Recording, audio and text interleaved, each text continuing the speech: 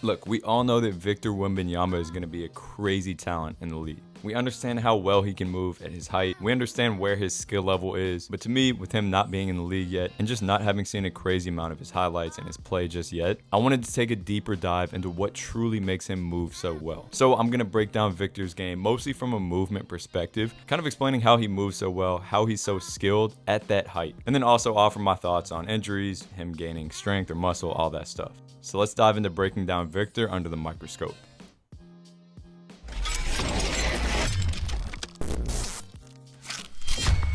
So first off, you realize how versatile of a jumper he is. We talk a lot about how high people can jump, how crazy their vertical jump may be, but I think being a versatile jumper is just as important. And you'll see that Victor can comfortably jump off of either leg. He can go left, right, he can go right, left, he can jump off a little pop. So he's able to jump from most foot positions. And then as he's doing that, he's also really good at rotating and executing skills in midair. So catching oops, blocking shots, all of this takes coordination. And this even includes keeping the ball overhead as he jumps, which is obviously much easier for him since he doesn't need as much height off the ground. But I'd encourage you to jump with the ball overhead, especially super quickly, without any arm swing. And with arms as long as his, I guarantee you this ain't easy. He also has a super quick pop off the ground. We talk all the time about players being quick off the ground, having a great second jump, but to me again, this versatility is especially impressive.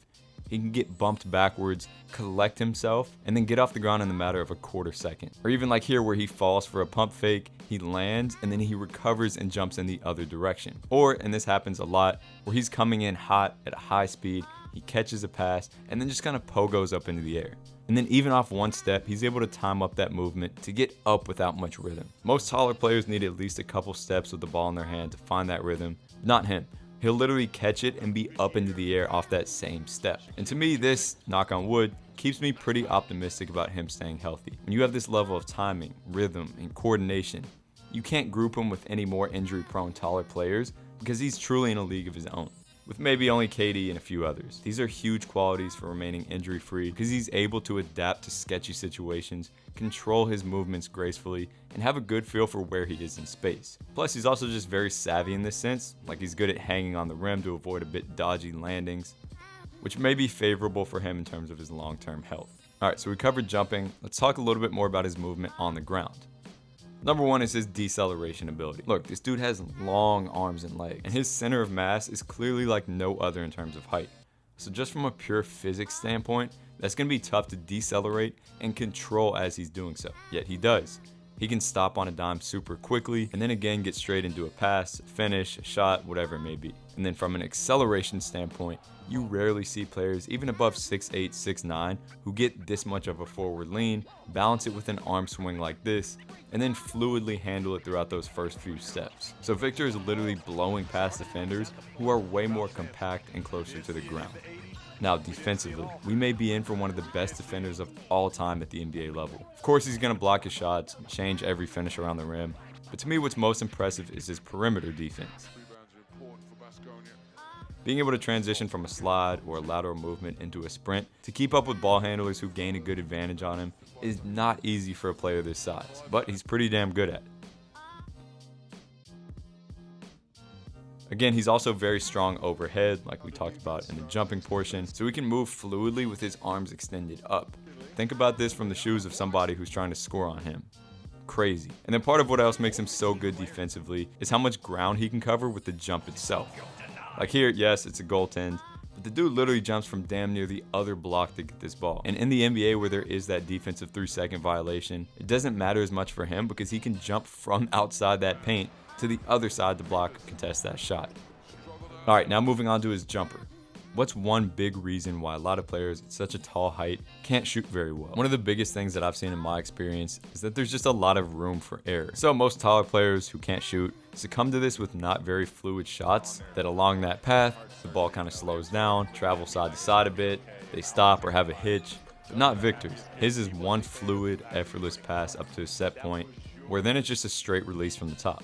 So this is closer to KD's than the average big man. And this goes hand in hand with synchronizes his shot in terms of where the ball is going and where his body is going. In general, when the ball is going down on that little momentum dip, he's also lowering to power up. Then once he starts his jump, the ball starts going up and everything goes up at once. So he gets super good energy transfer here. He also gets really good arc for a big, which can be tough because if you're releasing it damn near the level of the rim, the tendency is to shoot it more flat. But as you see, his fluidity helps him put the ball up, not just out. And here's the thing, he's not just a spot-up shooter. It seems like he's comfortable with a wide variety of shots. This could be off the dribble, where he's able to get that ball from that dribble into that shot as fluidly as you can get. These can be faders. Obviously, these are unstoppable. They've already been unstoppable shots for 6'6", 6'7" players. Think about him. And then clearly these are all testaments to his coordination and his overall nimbleness. But it's also clear that he's worked on these shots and he understands the importance of these. And most importantly, he wasn't limited to the good old, oh, you're gonna be a big man, stop working on faders and one-leg threes and shots off the dribble. Seems like he continued to expand his game every single year. Now let's talk a little bit about whether I think he needs to gain weight or not.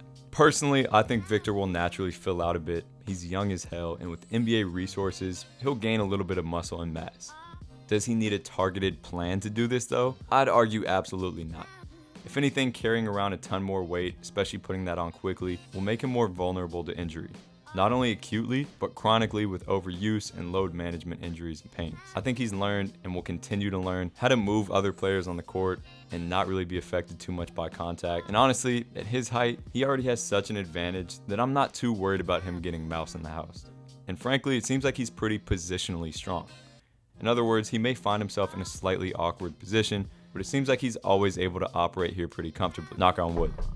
And I'd take this any day over him being able to bench press more weight. And again, if I were to work with him, this would be the focus moving forward rather than him just pumping iron. Again, just my opinion though. And then lastly, I think the biggest thing to note is his passion for the game. Off rip, you can see this in how he plays. We've seen a lot of players who are crazy talented at a young age where they kind of fall off because just the passion isn't there. But you can tell this dude cares. And I've heard stories from others about how hard he works, how passionate he is. But I think it's also important to just realize how much he's developed his game. To me, being at this height, this amount of skill at this age is not something that's just, oh, he has natural talent. Yes, there's some of that, but it's clear that he's worked his ass off to get to this point. And again, if he's this young, with this much potential, and this much passion, I think we're in for a surprise once he gets to the NBA.